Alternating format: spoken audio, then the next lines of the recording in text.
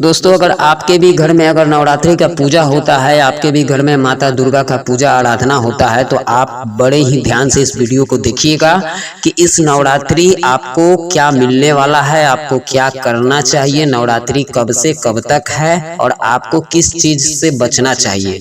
दोस्तों, इस बार नवरात्रि में बहुत ऐसे भक्त हैं जो कि बहुत धनवान होने वाले हैं, लेकिन आपको ध्यान रखना होगा कि आपसे कोई गलती ना हो। और वो कौन कौन से गलती है उसको जानेंगे। उससे पहले आपको बता दें दोस्तों कि 3 अक्टूबर 2024 के गुरुवार के दिन से नवरात्रि आरंभ है। आपको बता दें, अगर आप कलश का स्थापना करते हैं, कलश बैठाते हैं, तो आपका शुभ समय होगा सुबह 6:19 से 7:23 तक, या फिर अगर आप इस समय को अगर कलश नहीं बैठा पाए, आपको अगर समय नहीं मिल पाया, तो आप 11:52 से 12:40 तक आप कर सकते हैं। दोस्तों, इस बार नवरात्रि का अगर आप फास्टिंग किए हैं तो आपको पारण करना होगा 12 अक्टूबर को, जो कि सुबह 10:58 के बाद कर सकते हैं। आपको बता दें, याद रखिएगा दोस्तों कि जो लोग अष्टमी को हवन करते हैं, कन्या पूजन करते हैं, उनको 11 अक्टूबर को 12 बजे तक ही इस चीज को करना है। अब चलिए जानते हैं कि आपको कौन कौन ऐसे गलती है, कौन कौन ऐसे पाप है जिससे आपको बचना चाहिए।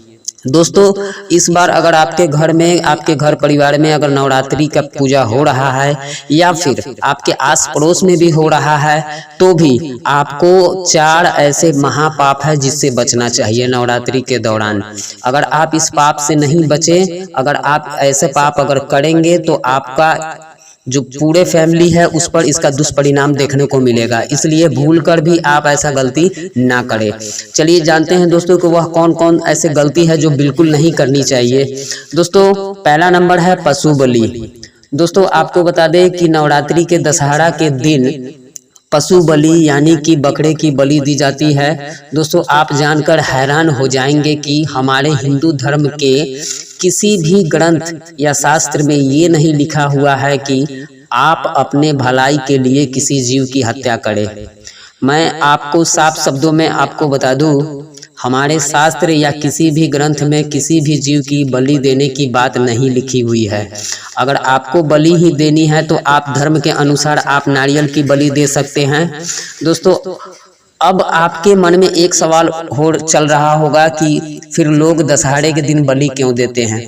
तो दोस्तों, आपको बता दें कि बहुत ऐसे लोग हैं जो सालों से, वर्षों से यह भ्रम फैलाए हुए हैं, लेकिन आप खुद सोच कर देखिए कि अगर आप किसी जीव के बलि देते हैं तो एक जीव के प्राण लेने के बाद आपका हित कैसे हो सकता है। इसलिए इस पाप से आपको बचना चाहिए, यह बहुत बड़ा महापाप है। दूसरा, आपको बता दें दोस्तों, महिलाओं के प्रति विचार अशुद्ध होना। अगर आपके घर में अगर नवरात्रि का पूजन हो रहा है तो आप किसी भी महिला स्त्री के प्रति अपना विचार को शुद्ध रखें, उसको अशुद्ध ना होने दे, किसी के प्रति आप गलत ना सोचें, क्योंकि इससे माता बहुत कुपित हो जाती है, क्रोधित हो जाती है और माता का क्रोध का दुष्परिणाम आपको देखने को मिलेगा। इसलिए इससे भी बचने की कोशिश कीजिएगा। तीसरा है तामसिक भोजन या किसी भी प्रकार के नशा आदि। दोस्तों, आपको बता दें कि अगर आप नवरात्रि के पूरे 9 दिन के दौरान आप तामसिक भोजन जैसे कि नॉनवेज हुआ या दारू हुआ, शराब हुआ, इस तरह के कोई भी चीज, कोई भी आहार आप बिल्कुल ना ले, आप पूरा सात्विक आहार लेने का प्रयास करें। चौथा है दोस्तों कि बाल और नाखून दाढ़ी काटना। अगर आपके घर परिवार में कोई भी नवरात्रि का व्रत करता है या 9 दिन का उपवास रखता है, तो आप अपने घर के किसी भी सदस्य को ना बाल काटने दे, ना नाखून काटने दे, इस प्रकार के कोई भी क्रिया ना करने दे। यह 4 ऐसे पाप है जिससे आपको बचना चाहिए। अगर यह पाप से आप बच जा रहे हैं, आप सच्चे दिल से माता का आराधना करते हैं, तो माता का कृपा आपके घर परिवार पे अवश्य होगा। दोस्तों, आपका कोई सवाल होगा तो आप कमेंट बॉक्स में कमेंट करके हमसे पूछ सकते हैं, हम उसका जवाब देने का प्रयास करेंगे। जय माता दी।